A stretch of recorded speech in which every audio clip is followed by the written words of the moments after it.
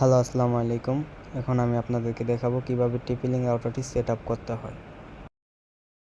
তো TP-Link রাউটারটি set up করার আগে আমি আপনাদেরকে দেখিয়ে দিই TP-Link রাউটারের সাথে কি কি দিয়ে থাকে। তো TP-Link রাউটারের সাথে একটি চার্জার পাবেন, যেটা 9 ভোল্টের চার্জার, সাথে একটি শর্ট কেবল।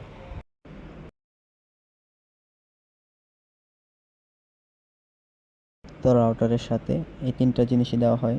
তো এখন চলে যাই আমরা কিভাবে রাউটারটি সেট আপ করব। তো সেট আপ করার জন্য প্রথমেই রাউটারটি কানেক্ট করে নিতে হবে। কানেক্ট করার জন্য পাসওয়ার্ড প্রয়োজন হবে।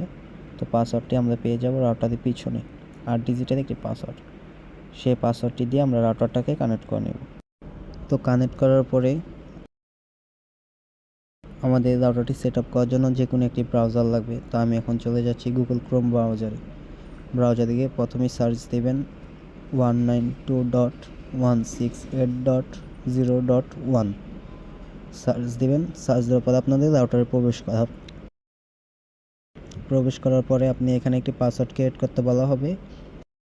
তো আপনারা এখানে পাসওয়ার্ডটি ক্রিয়েট করে নেবেন। তো আমি এখানে লিখে দিচ্ছি admin11, নিচেও সেম admin11, তারপর লেটস গো স্টার্টে ক্লিক করবেন। তারপর এখানে সিলেক্ট ইউর টাইম জোন, তো আপনি এখানে আমেরিকা সিলেক্ট করতে পারেন, নয়তো নিচে আপনার ব্রাজিল আছে, ব্রাজিলটা সিলেক্ট করে নিতে পারেন। আর কিছু কিছু রাউটার আপনার ঢাকাটা পেয়ে যাবেন, তো ঢাকাটাও সিলেক্ট করে নিলে ভালো হয়। তো আমি এখানে আমেরিকাটাই সিলেক্ট করে নিচ্ছি। সার্ভারটা দিয়ে দেবেন পিপিও, তারপর আপনাদের ইউজার নেমটা দিয়ে দেবেন। তো আমি আমার ইউজার নেমটা দিয়ে দিচ্ছি, পাসওয়ার্ডটা দিয়ে দেবেন, দিয়ে নেক্সট দেবেন।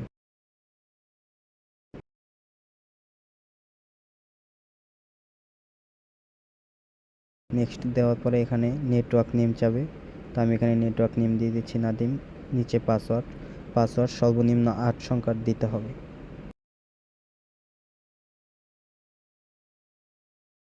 তারপর আপনি নিচে 5G আছে, তো আপনি চাইলে 5Gটাকে চেঞ্জ করতে পারেন। তো আমি এখানে চেঞ্জ করব না।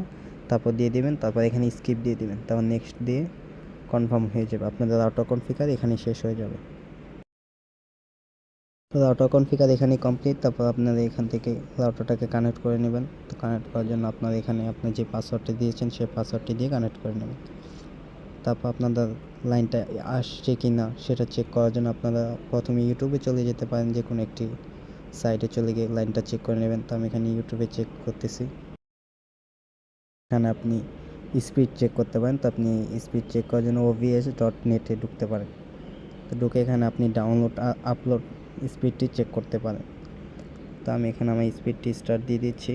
এখানে আপনি সাইডে দেখতে পাবেন যে আপনাদের কোন কোম্পানির লাইনটা ইউজ করছেন সেটা এখানে শো করবে। তো এখানে দেখতে পাচ্ছেন যে 10 Mbps এর প্যাকেজটি, এখানে আমি 9 Mbps পাচ্ছি ডাউনলোড, প্লাস আপলোডটিও 9 Mbps পাচ্ছি। তো এখানে ফুল চেক করতে পারেন আপনার চাইলে।